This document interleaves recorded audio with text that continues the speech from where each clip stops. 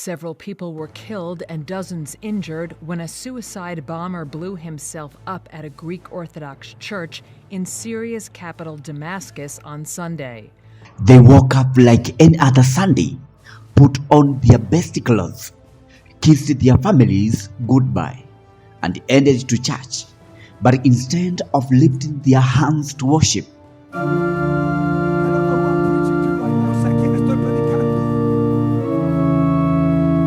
they met death at the altar. A horrifying suicide bomb attack has rocked the Mar alias Greek Orthodox Church in Damascus, Syria, killing at least 22 innocent worshippers and injuring 63 others. And detonated his explosive vest. A security source said 2 men were involved in the attack, including the one who blew himself up. The priest said he heard gunfire outside the church before 2 people entered with explosive belts and detonated them during Sunday Mass. This was not just an attack. It was a massacre in a sacred place. The scene: blood-stained floors, brown-out pews, a shattered altar, and a silence that screams louder than any bomb. According to Syrian authorities, the attacker strode into the prophetic Elias church not with a Bible, but with a rifle. Witnesses say he opened a fire during evening service before detonating his explosive vest right in front of the congregation. One worshipper said people tried to stop him, but he blew himself up anyway. Let that sink in. A place where people pray for peace became a slaughterhouse. Bottles from inside show pews torn apart, shards of a stained glass scattered like a confetti at a funeral, and blood on the coins. That is not just terrorism, it is blasphemy wrapped in explosives. This is the first such attack in Damascus since Islamist rebel forces toppled Bashar al-Assad in December, and it is already sending shockwaves across the region. The Greek Orthodox Patriarchate did not mince words. They called it the treacherous hand of evil. Well, evil's got a name, and it is wearing in ISIS badge. Syria's interim president Ahmad al-Shara, yes, the same guy whose group HTS is a former Al-Qaeda body, is now promising protection. Again, just like politicians promise jobs during campaigns and forget the next morning. Al-Assad was toppled by an Islamist-led rebel insurgency in December. Islamic State has been behind several attempted attacks on churches in Syria since Assad's fall, but this was the first to succeed, according to another security source. Syrian President Ahmed al-Shara, who led the offensive against Assad before taking over in January for a transitional phase, has repeatedly said he will protect minorities. In a statement, the Greek Foreign Ministry condemned what it called an abhorrent attack. The latest assault underscores Islamic State's continued ability to exploit security gaps despite the collapse of its territorial control and years of counterterrorism efforts. Let us not sugarcoat it.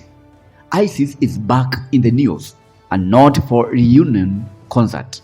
According to reports, the group still has 1,500 to 3,000 fighters lurking in the shadows of Syria and Iraq. Think of them as the worst kind of influencers, spreading terror instead of TikToks. Their base of operations, the Bandia Desert. Hot, remote, and apparently a great spot for planning external operations, because why not hold your evil meetings under the stars? The United Nations condemned the attack. The US envoy called it cowardice, and we call it what it is: a deliberate slaughter of peaceful people who just wanted to pray. And yet, some will still say things are improving in Syria. 22 dead, dozens with wounded. But here is the holding truth. If the church is not safe, a prayer becomes your final breath. Then how many more must die before we stop pretending Syria is healing? This was not just a bomb.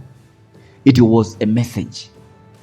To Christians, to minorities, to anyone who dares to worship differently, and the world's silence. That is the loudest part of this strategy. Subscribe for more ground reports. Hit the bell icon so you don't miss the truth they don't want you to hear. And remember, terror doesn't knock, it blows the door off the hinges.